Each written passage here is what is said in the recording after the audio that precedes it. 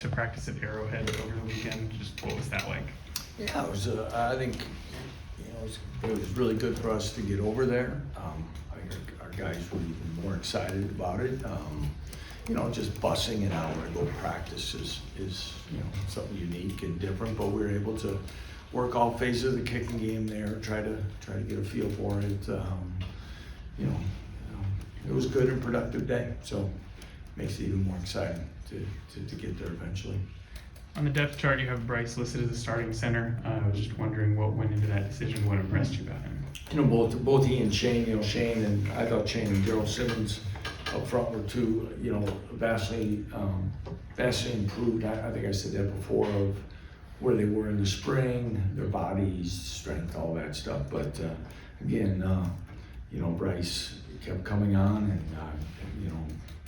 has good command of what we're doing offensively, and right now that's a decision. I can see Shane getting reps and doing things as we play the game, whether it be Bryce taking some time at guard or just rotating there. It's not a position you rotate a ton, but I think we have answered the question of having a couple guys that can play there and play winning football for us. And hopefully that affords us the opportunity to leave Michael Ford at guard, where it's his natural position. You also had two true freshmen, DJ and Jaylen, on the depth chart as well. What do they do better than that from you guys? Well, again, they've practiced extremely well. Their consistency, DJ will definitely help us in speed and pass rush situations. We continue to work. He knows he has to continue to get stronger and bigger. He's worked extremely hard. He's extremely coachable and really cares. And so does Jaylen. You can tell that the game's important to him.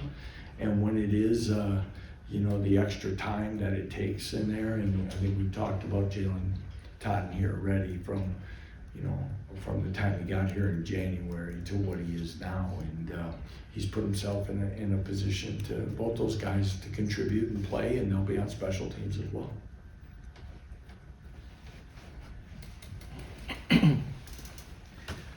Lance, last year, a few times you talked about Jason Bean and how you root for a guy like that a little bit more.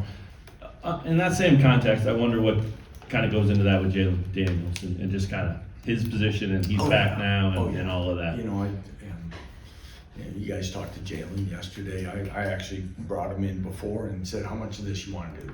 Okay, and what days you want to do it, and then when you want to shut it down, because I know it can be a lot for him. We were talking, but and as we wrapped up our conversation, I just told him how proud of him I was and how happy I was that he's in this position again, and to see him happy and how hard he's worked to get back. And I'm excited to see him Thursday night, just like our fans and everyone else is, because like I said with JC, he deserves it, and we know what kind of guy he is, I'm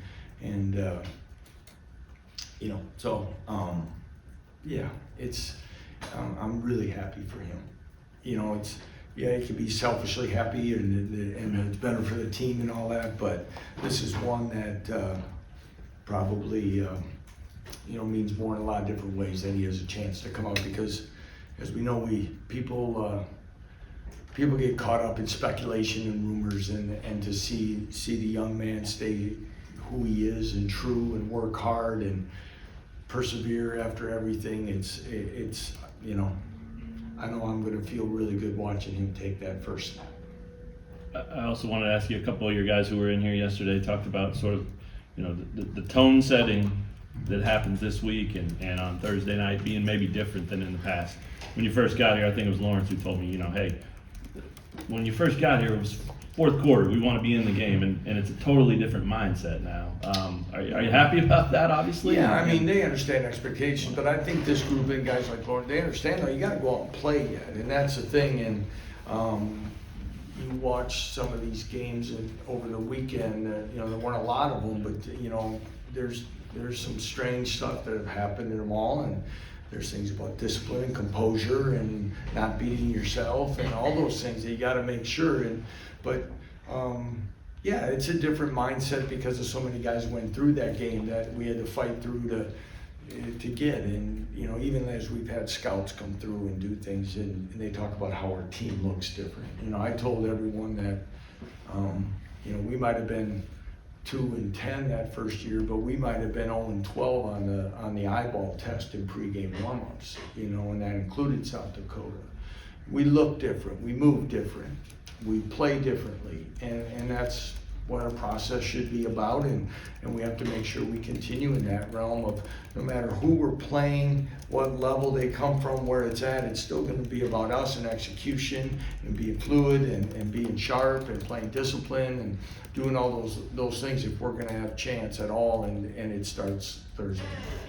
Especially with it being a Thursday game, how do you think the guys have adapted to switching from the camp mindset into the game week? Well, you know, when you're in camp, you don't even know what day of the week it is 90% of the time. So I could tell them we're playing Tuesday, and it probably wouldn't matter. You know, it's hard to, you know, in our daily lives to kind of go in that mode, and then you come in here and we're practicing in 4-day segments and days off. It really kind of throws off your routine.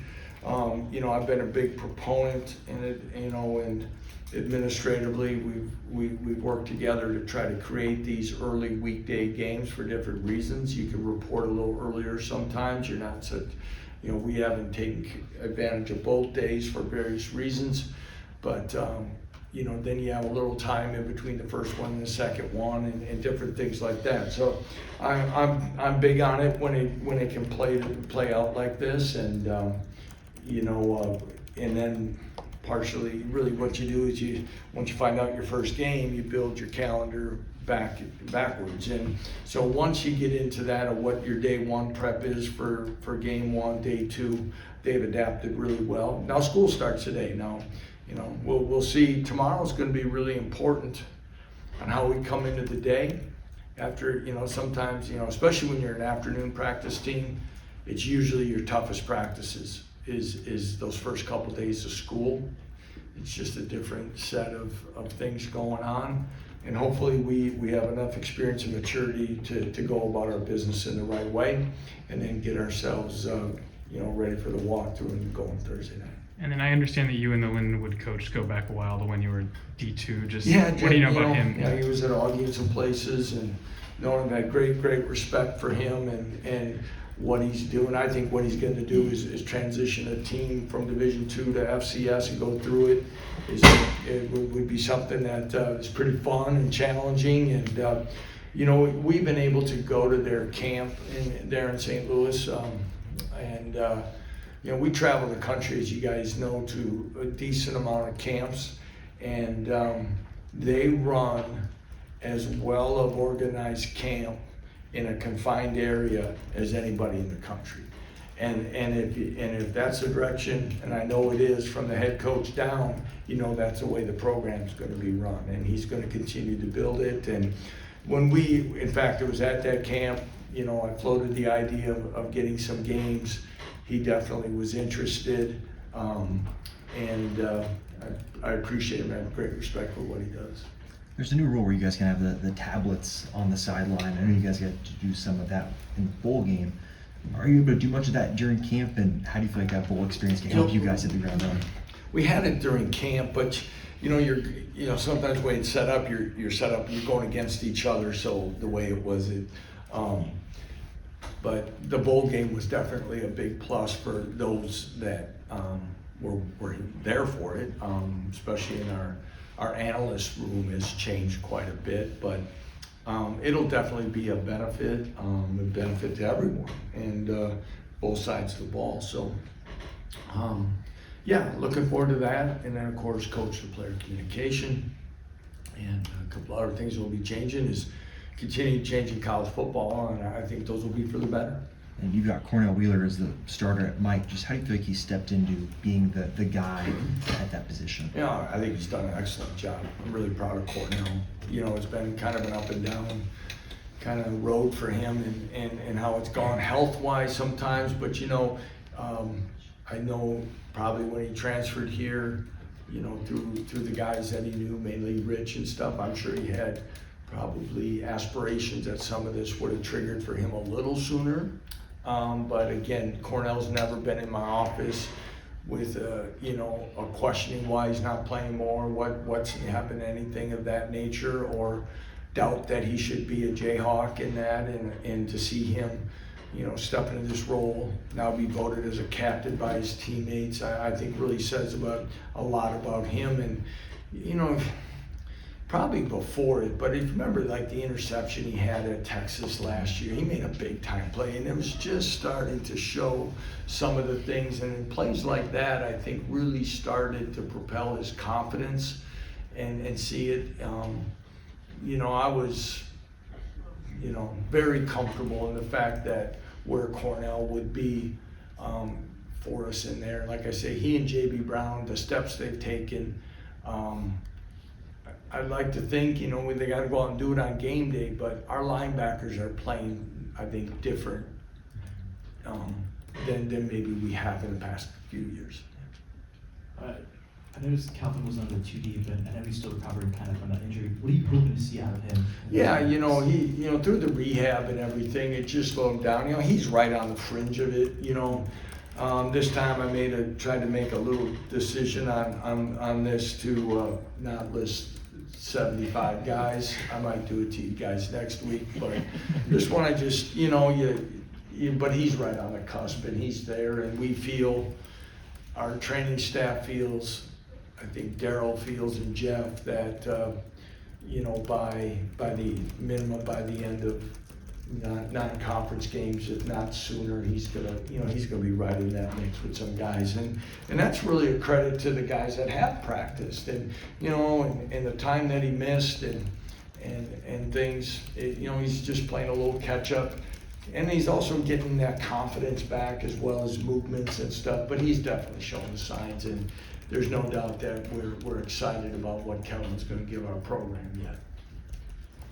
And it's one guy stood out on the depth chart, Tabor Allen, winning the Yeah, job. that's great. It's good notice there. You know, he won it, and you know, it's kind of one of those things. You know, Tabor's personality, a little reserved, and all that. You know, and partway through the spring, all of a sudden you start noticing, you know, dang, you know, he's pretty consistent, and kind of start looking at some stuff, and we got into camp, and it was about 2 cycles through, and he started to show it, and we kind of still left the competition there. You know, Charlie and Owen were solid, but when you really looked at it, the most consistent and from distances was Tabor Allen, and again, you know, we haven't done that because Tabor is handling those kickoff duties and someone else there, but it's, you know, one time I asked him, I go, do you want both jobs? And he's like, of course I do, and stuff. So excited about that, and you know, I feel good. You know, as good as probably we've been as far as experience and guys that I feel depth-wise at that position as well. So I don't want it to be you miss a kick and you get yanked and stuff like that, but it's going to be a matter of continued consistency throughout that, because I think that group is talented enough. And another name that caught my attention there, Jason Gillian, looks like he had a good camp and won that spot. Yeah, I mean, you know, we're going through some things with, you know, and for Jason to be there, because, you know, the move was made to get a little bit more of a safety body, you know, when he made the move there, and a guy that's played out in space and done those things. You know, I feel that what that does with, as I'm looking here with Taiwan, it gives him a chance to be you know, he can play so many different spots there. It gives us a little more mixing and matching, and depending on what we're playing against, the personnel groupings. Alex Reich was slowed with an ankle in spring. This is the healthiest Jason has been. I mean, that's another guy. You know, we talked a lot about Jaylen, of course. You know, Jason's battled, you know, some injuries that he's really, where a lot of people might not even wanted to come back. And you know, and well respected in the locker room, a great young man on and off the field, and really happy for him.